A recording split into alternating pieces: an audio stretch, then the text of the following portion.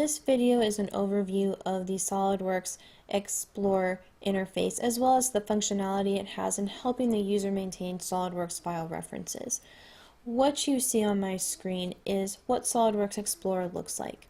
Over on the left-hand side, we can see that we have our File Explorer, which is the structure of your files and folders as they exist on your system. I have mine looking directly at a folder that contains an assembly with all of its associated components.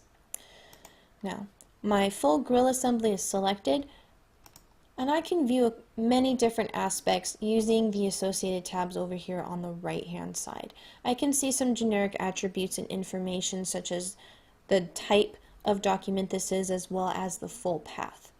I can also see properties. These are custom SOLIDWORKS properties that exist inside of this assembly, and you can add custom properties here as well.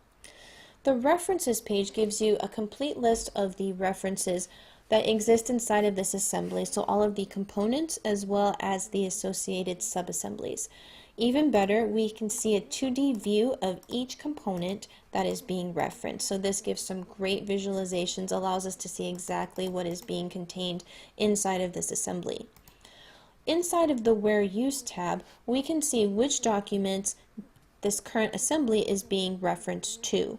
So for example, this assembly is being referenced inside of this drawing file. I can also see a list of configurations. I can make minor changes such as deleting or changing the name of a configuration. And I also have a View tab. Now this is powered by eDrawings.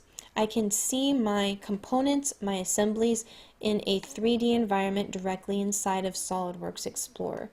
And I do have the ability to still do measurements, section views, stamps, and even markups. So some great visualization and organizational tools already available inside of the interface. But what can this product do for you to help you manage your references?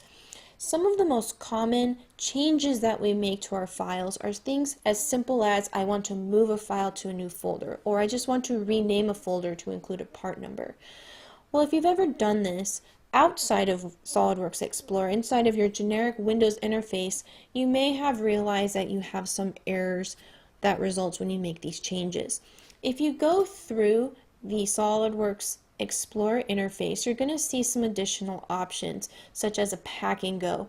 We can rename files, we can replace files, and we can move them as well. So I'm just going to click on my Move button, and I'm going to move this existing subassembly to a new folder location called Subassemblies. Now inside of SOLIDWORKS Explorer, I can choose if I want to update where this is used, and this will update every single location and reference where this subassembly is being used. And I can verify my reference as well. If I click OK, I notice how this has been moved to my folder called Subassemblies. Likewise, if I want to rename something, again, I can click on a folder and say rename. If I want to add something such as a part number, I can certainly do that. Again, update wherever this part is used so that this current part number is going to be used. I can certainly do that. Click OK.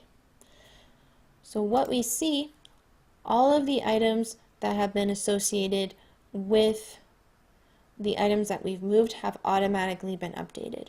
And if we want to take a look, we can certainly open up our assembly and see that there are no errors inside of our assembly.